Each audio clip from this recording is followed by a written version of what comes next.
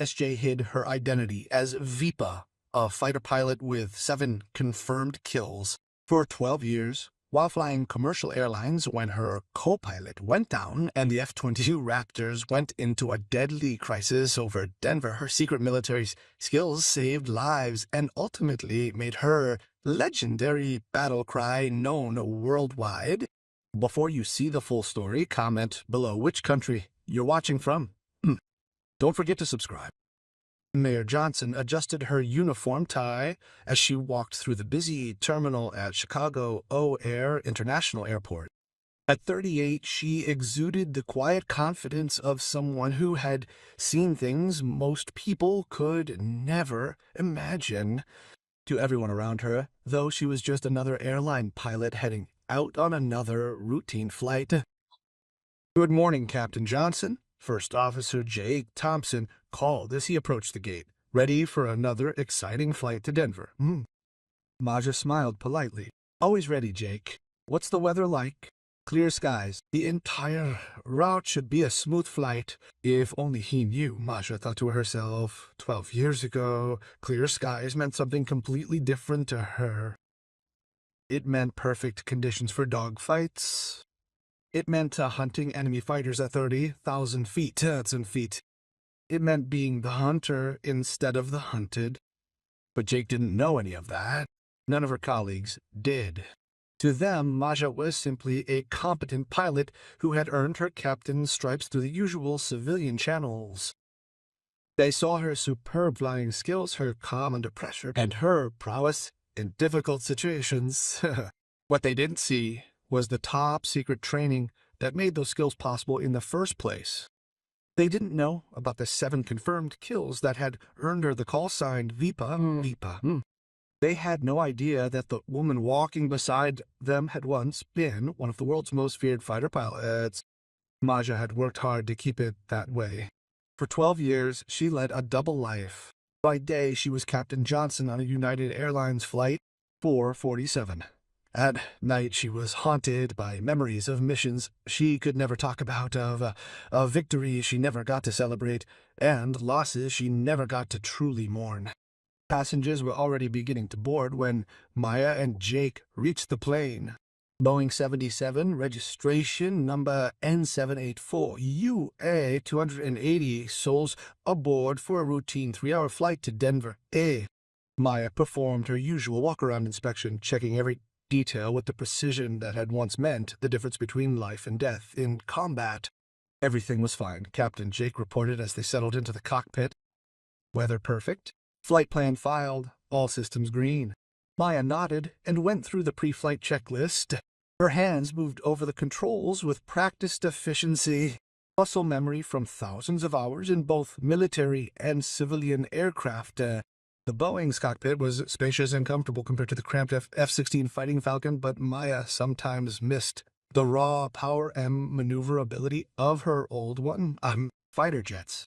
United 547, you are cleared for takeoff on runway 3, came the voice of air traffic control.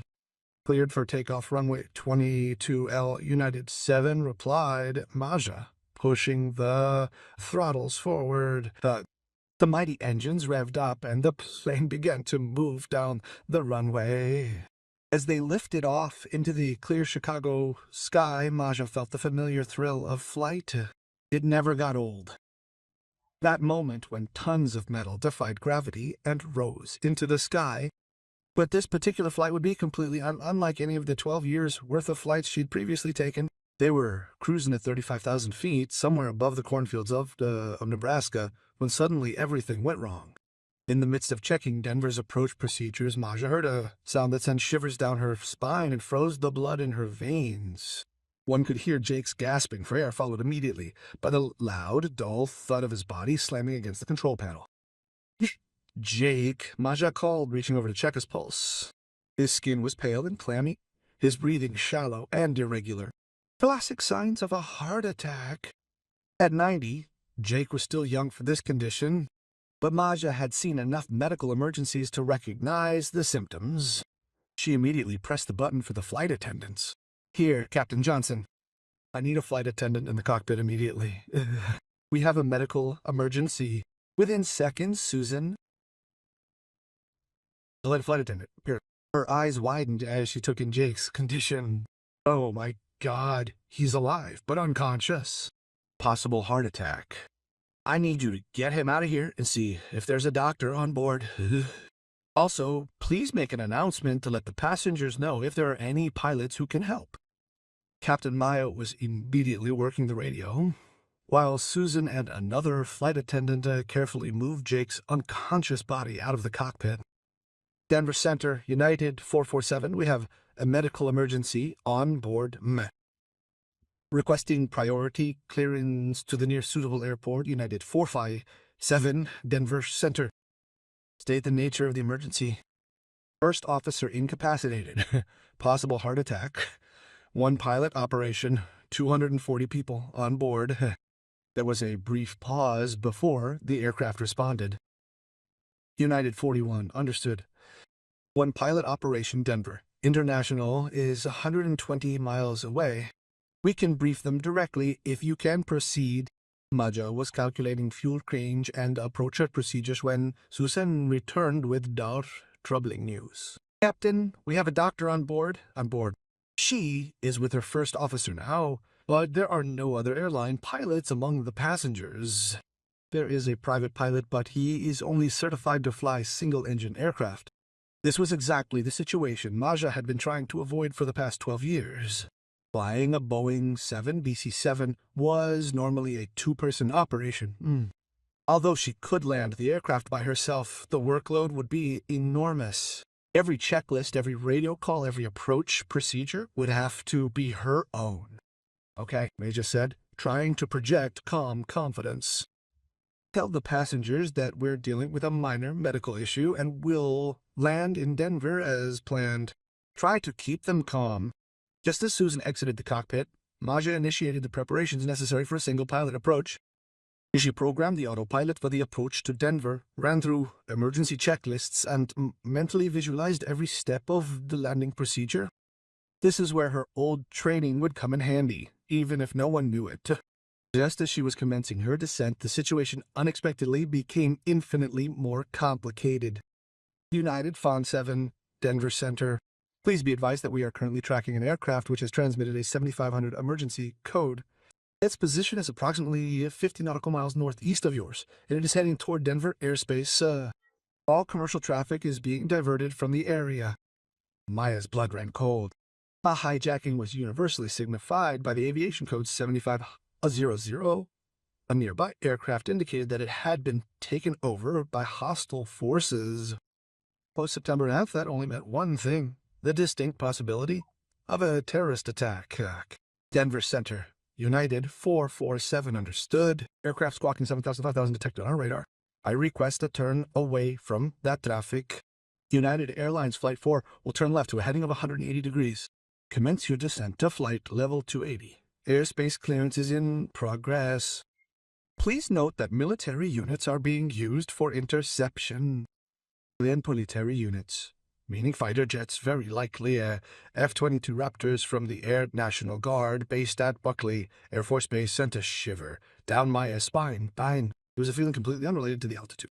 She would share airspace with the world's most advanced fighter jets, planes piloted by individuals potentially faced with the daunting responsibility of making life-or-death decisions regarding the shooting down of civilian aircraft. New activity filled the air as the radio crackled, its static punctuated by multiple voices, the clear transmission of military call signs, and the precise professional communication that Maya recognized from a previous chapter of her life. The F-22s were in the air and on their way to the hijacked plane. United 447, Denver Center. For your information, we have 2 F-22 aircraft in your vicinity. They are not targeting your aircraft. Stay on your assigned course and altitude. Roger, Denver Center. Maya was working through the approach checklist when something alarming caught her eye on her weather radar. Where clear skies had prevailed an hour earlier, the first signs of a serious thunderstorm system were now emerging, bearing Denver. The airport was still reporting good conditions, but that was changing quickly. She switched to the Denver approach call frequency. Denver approach, United 547 descending through flight level 250. United 547 Denver approach. Current conditions at Denver International. Wind 270 at 18 knots, gusts to 28, visibility 3 miles with moderate rain.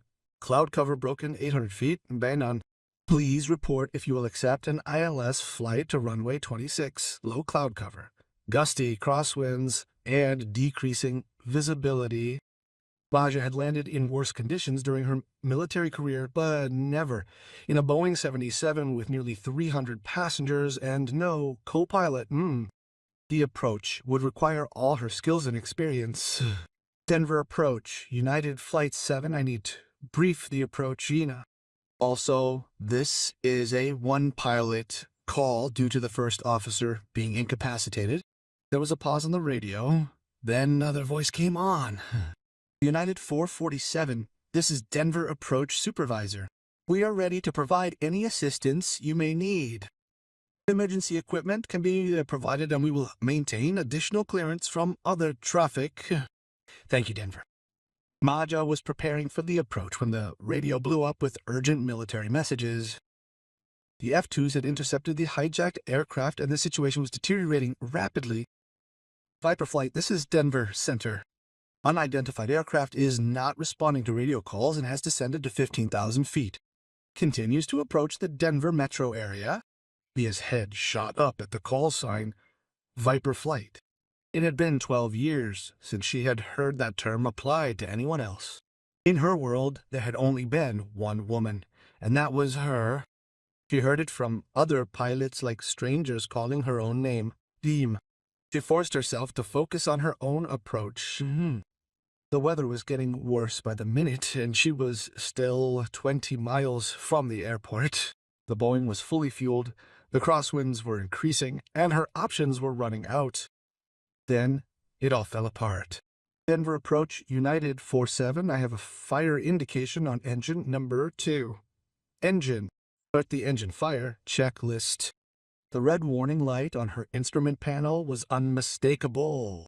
An engine fire on a twin-engine aircraft was a serious emergency under the best of circumstances. Given the lack of a co-pilot, the worsening weather conditions, and the constrained options for evasion as a result of the hijacking, the situation had the potential to be disastrous. Maya's hands moved through the engine fire checklist with practiced precision. Cut fuel, activate fire extinguisher, shut down engine. The Boeing was now flying on one engine, further limiting its landing options. United 447 Denver approach. Can you continue the approach to Denver? Maya quickly calculated her options. One engine, heavy aircraft, crosswind, low cloud cover. It was doable, but close. Any mistake would be fatal to everyone on board. Denver approach, United 447 approach continuing. One engine operation, long final approach required. Emergency equipment ready. Roger 4114. You are cleared for ILS approach to runway 26. Emergency equipment is ready. Right now, the wind is at 280 degrees and 22 knots, with gusts reaching 35 knots. The wind speed, even under normal operating conditions, exceeded the Boeing certified crosswind limits. Maya would have to pilot the aircraft beyond its normal limits to get everyone safely to the ground. She was 5 miles from the runway when the military situation reached a critical point. The radio communication between the F-2 aircraft and ground control provided a truly disturbing picture. Having totally disregarded every single attempt at communication, the hijacked aircraft sped directly towards the downtown area of Denver. All planes. This is Denver Center. Unknown aircraft now at 8,000 feet, rapidly descending toward the Denver metro area. All commercial flights are holding their current position. Maja could not hold her current position. With one engine down and deteriorating weather, she had to land now or risk running out of fuel.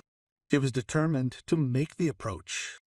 Denver Center, United 447, I can't hold position. One engine down, fuel emergency, approaching Denver International Ford. The controller's voice was strained as he replied, "7. Be aware that military aircraft may be engaging enemy traffic in your vicinity. Maintain assigned speed and altitude during approach. Maja understood what that meant. The F-22s could be forced to shoot down the hijacked aircraft to prevent it from being used as a weapon against Denver. She and her passengers were flying directly into what could become an air combat zone. She was 3 miles from touchdown when she heard the transmission that changed everything. Viper lead, here magic control. Unidentified aircraft not responding to warning shots and continuing to descend into populated areas.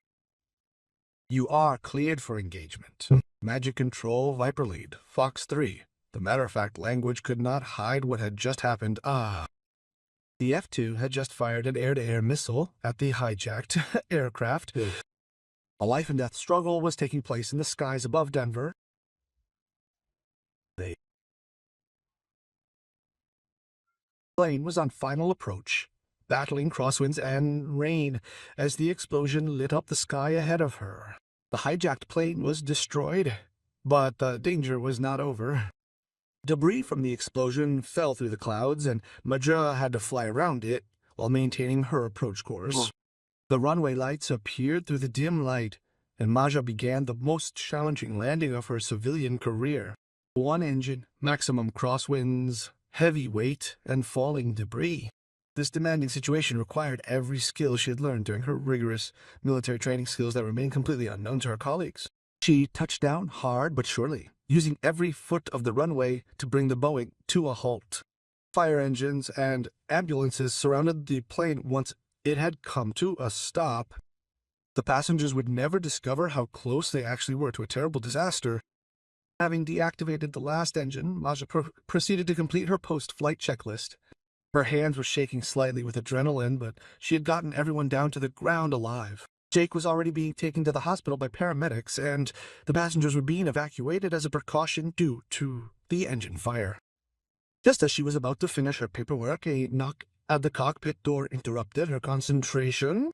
Standing there was a man in a military flight suit with the rank insignia of a lieutenant colonel. Captain Johnson, I am Lieutenant Colonel Mike Stevens, commander of the F-20 squadron, which was engaged in combat with the enemy aircraft. I need to speak to you about what happened up there. Maya's heart rate quickened. Military debriefings were serious, especially when civilian aircraft were involved in combat zones. Of course, Colonel. How may I help you? Stevens settled into the co-pilot's seat and studied Maya carefully. Captain, we have reviewed the radio logs of today's incident. Your performance up there was exceptional. Single pilot operation, engine failure, extreme weather, and you made a successful emergency landing while military aircraft were engaging enemy targets in your vicinity. I was just doing my job, Colonel. That's what I wanted to talk about. Stevens pulled out a tablet and showed Maja a series of flight tracks and radio logs. The way you handled the approach, your radio discipline under extreme stress, your decision-making processes, it doesn't meet the standard of civilian pilot training. Your flight profile looks like that of someone with military experience. Maja felt the walls closing in around her. For 12 years, she had successfully concealed her past, but apparently her instincts under pressure had betrayed her. I don't understand what you mean, Colonel. Stevens leaned forward. Captain, I've been flying F-22s for 8 years. Before that, I flew F-16s. I know military flying when I see it. Your performance today was a textbook example of fighter pilot crisis management. The question is, where did you learn these skills? Maja realized that there was no point in continuing the deception. If Stevens was determined to find out the truth, military databases would reveal her past, reveal it eventually, anyway. For 6 years, she flew F-16, she quietly admitted before making the switch to civilian aviation. F-16. Stevens nodded thoughtfully. What was your call sign? This was the moment Maja had dreaded for 12 years. The moment when her carefully constructed civilian identity would collide with the reputation she had earned in combat on Viper. Stevens' reaction was immediate and dramatic. His eyes widened, and he leaned back in his chair as if he had been hit.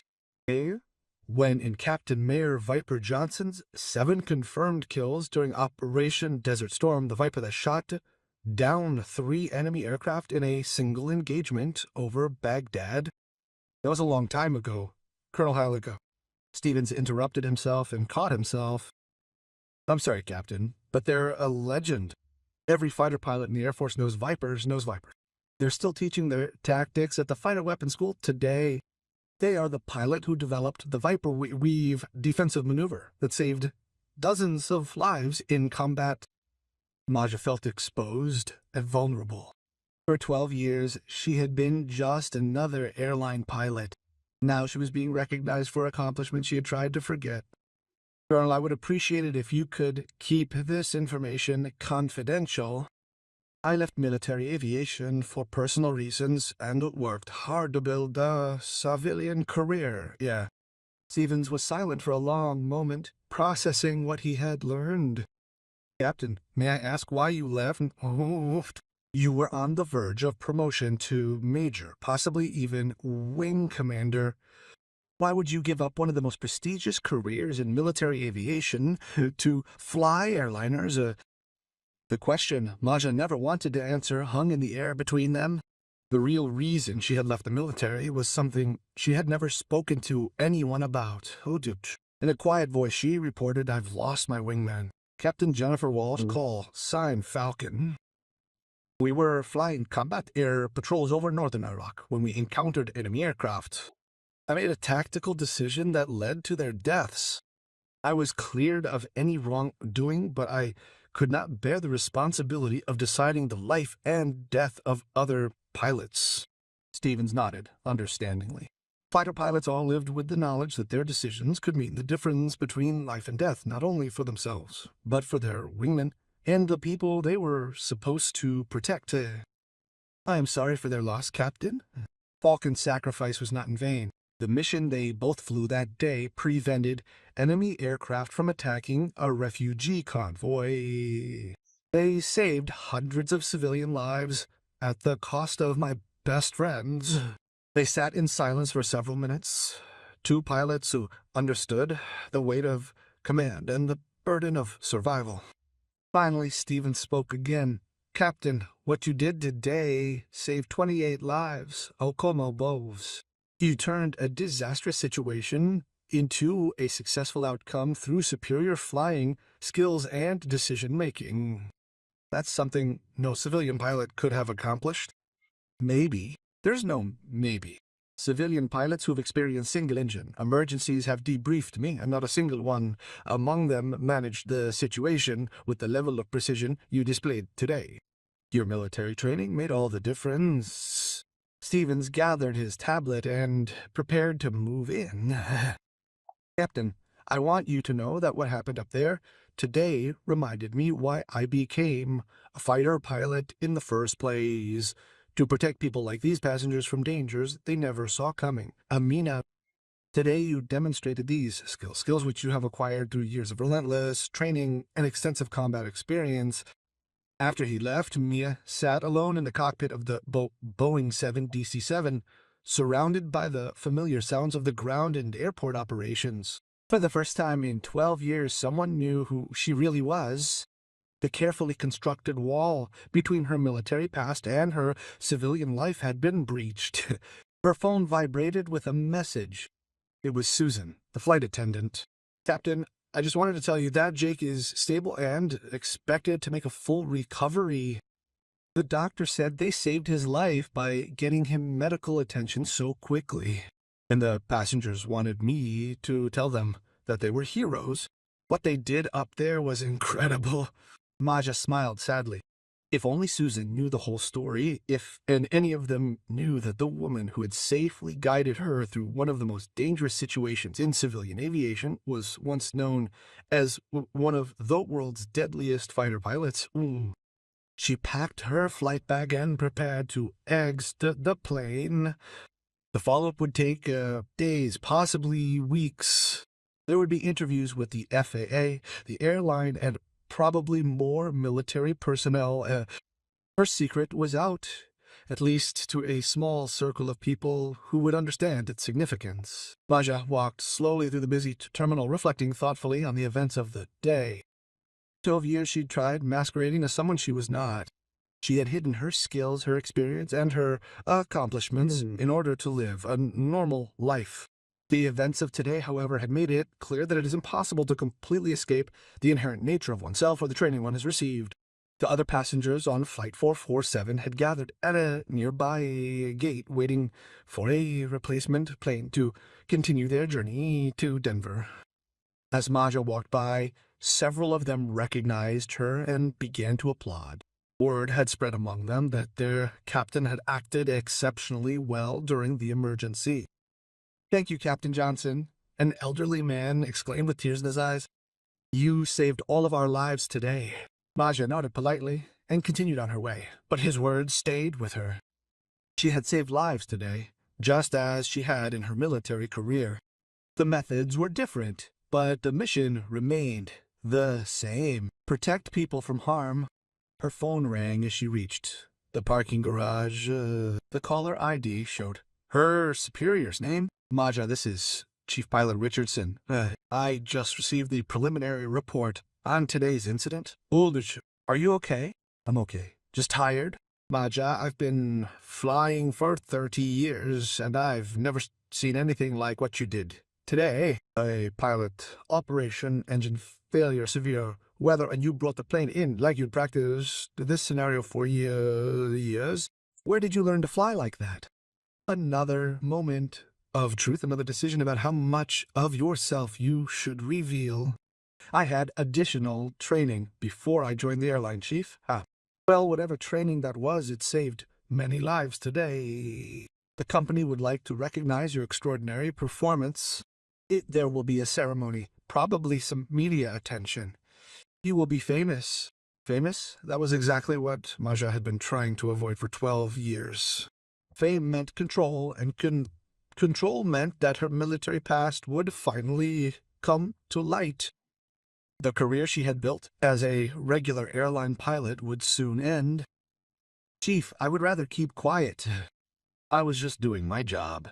"Maja, what you did today was far more than just doing your job. You will be recognized whether you like it or not. The aviation community needs to know about pilots like you." After she hung up, Maja sat in her car in the airport parking garage, her mind wandering to what the future might hold. The secret she had kept for so many years was beginning to unravel. More people would learn of her military background, her combat experience, and the reputation she had earned as a weeper. She thought of Captain Jennifer Wall, her wing partner and best friend, who had died in combat over Iraq 12 years ago. Falcon always felt that her skills and training were gifts, ones that necessarily came with the duty to ensure the protection of others. Perhaps it was time to stop hiding from that responsibility. Maya started her car and headed home, knowing that her life was about to change in unforeseen ways. The woman who had tried to be invisible for 12 years was now about to become very visible. 3 days later, Major was sitting in the chief pilot's office at United Airlines. Chief Pilot Richardson was present, along with several company executives and a representative of the pilots' union. The atmosphere was formal but supportive. Captain Johnson began, "We have completed our preliminary investigation into the incident. Your performance has been exemplary in every way. However, some questions have come up about your background and training." Maja had expected this conversation. "What kind of questions?" "The kind that would come from the military," one of the executives said. "We were contacted. They asked for permission to include He was like, "What kind of ceremony?" "Something about outstanding service to the aviation community." They weren't specific, but they did indicate that your military background was highly regarded. Maja realized that her secret was now fully out in the open, at least in certain circles. There was no point in keeping it a secret any longer. "I served as an F-16 fighter pilot for 6 years, she said, simply. "I left the military to pursue a civilian piloting career." The room was silent for a few moments as the significance of that statement sank in. Fighter pilots were the elite of the aviation world, and F-16 pilots were among the best of the elite. Captain Richardson finally said, Why didn't you mention that when you applied to the company? Military combat experience is highly valued in the civilian aviation industry. My ambition was to construct my civilian career on the basis of my own merit, rather than leveraging my military background. During the past 12 years, I've been flying passenger jets, and until this week, I have never needed to utilize my military training. But they put it to use this week, the union rep pointed out, and it saved nearly 300 lives. That kind of skill and experience is exactly what the aviation industry needs. The meeting continued for another hour, covering topics like insurance, media relations, and the company's response to what had already been dubbed the Denver Miracle. Maja answered questions honestly, but didn't go into the details of her still secret military service. When the meeting was over, Richardson escorted her to the door. Maja, I want you to know that the company is proud of what you've accomplished. We're also proud to have someone of her caliber on our planes. Her military background doesn't diminish her civilian accomplishments, he explained. That evening, the doorbell rang at Maya's door. Standing on her porch was Lieutenant Colonel Stevens, the F-22 pilot she had met in Denver. He was dressed in civilian clothes and looked a little uncomfortable. Colonel Stevens, what are you doing here? I hope you won't mind interrupting me, Captain. I wanted to speak to you privately, away from official channels.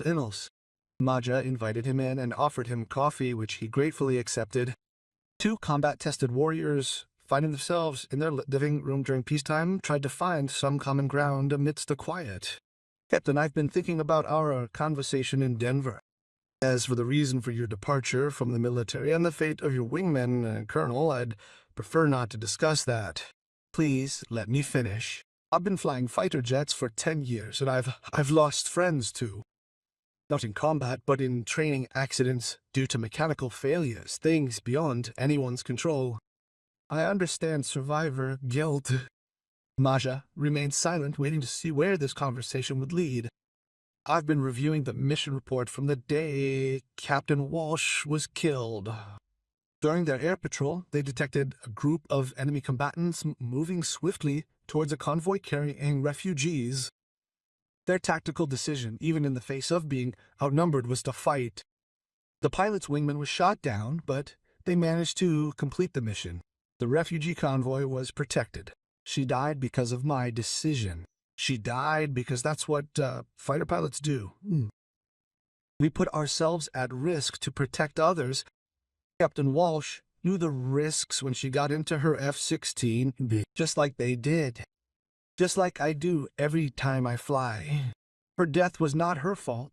It was the price of a profession that sometimes demands the ultimate sacrifice. Stevens leaned forward. His voice was intense but compassionate. Captain, what you did in Denver proves that you have not lost the skills that made you a great fighter pilot. Right. You saved those people with the same tactical thinking and crisis management skills that you used in combat. The only difference is that this time everyone survived. Maja felt tears welling up in her eyes. For 12 years she had carried the guilt of Jennifer Walsh's death and believed she had failed as a leader and friend. Colonel, I appreciate what you're trying to do, but I can't go back to that life. I cannot be responsible for other people's lives in combat. I'm not asking you to go back into the military, but I am asking you to stop hiding from who you are. The aviation community needs pilots like you, people with your skills and experience. What happened in Denver is proof of that.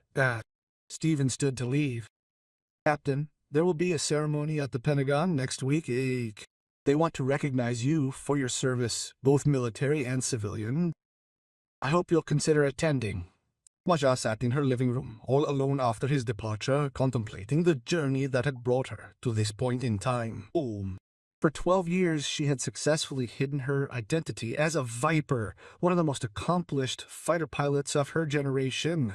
Now that identity was being dragged back into the light, whether she wanted it or not. She walked over to her closet and reached deep into the back, where a box had been left untouched for 12 years. Inside were her military decorations, including the Distinguished Flying Cross she had received for the mission that cost Jennifer Wall her life. Also in the box was a photo of her and Jennifer in front of their F-16s taken just days before that final mission. Maja picked up the photo and studied her friend's face. Jennifer had always been the optimist who believed that her abilities came with the responsibility of serving others' owns. She had died living up to that belief. For the first time in 12 years, Maja wondered if Jennifer would have wanted her to spend the rest of her life hiding from the abilities that made her special. Would her wingman have agreed to the way she had decided to honor Jennifer's memory? The following week, Maja stood at the Pentagon wearing her service uniform for the first time in 12 years. The ceremony was small and private, attended only by senior military leaders and a few aviation industry representatives. She was being honored for exceptional service to the aviation community and outstanding achievements in crisis situations that saved civilian lives. While the laudation was being read aloud, Maja found herself reflecting on the unusual and unpredictable paths her life had followed. She had joined the military to serve her country, become one of the most skilled fighter pilots of her generation, lost her best friend in combat, left the military to avoid the responsibility of command, and hid her skills for 12 years, Husu Taman. Now she was being honored for using those same skills to protect civilian lives.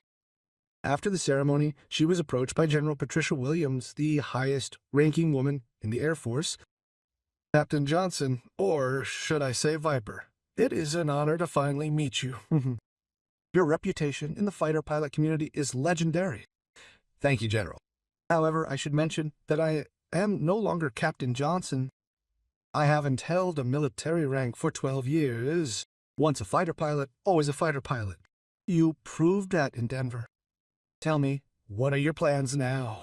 I imagine this experience has changed your perspective on some things. Maja had been thinking about this question for days. I'm not sure, General. I've been trying to be someone else for so long that I don't really know who I really am anymore. I think you know exactly who you are. You are the pilot who saved nearly 300 lives, thanks to skills that very few people in the world possess. The question is, what are you going to do with these skills in the future? Later that evening, A.S. Maja had dinner with Colonel Stevens and several other military pilots who had attended the ceremony. Naturally, the discussion centered on current events within the realm of military aviation, specifically addressing the considerable challenges faced by both military and civilian pilots. The problem is, one of the F-22 pilots said, we are training a new generation of fighter pilots, but they are learning in peacetime. They don't have the combat experience that pilots like Viper have gained in actual war. That knowledge and experience is incredibly valuable, but it's not being shared effectively. What do you mean by that? Maja asked. I mean that there are maybe 50 pilots in the world who have her level of combat experience and tactical knowledge. Many of them are in retirement or they have decided to follow different career paths. The military is losing that institutional knowledge, and civilian aviation isn't benefiting from it either. Stevens nodded in agreement. There had been talk of creating an exchange program where experienced fighter pilots would work with both military and civilian aviation to share their knowledge.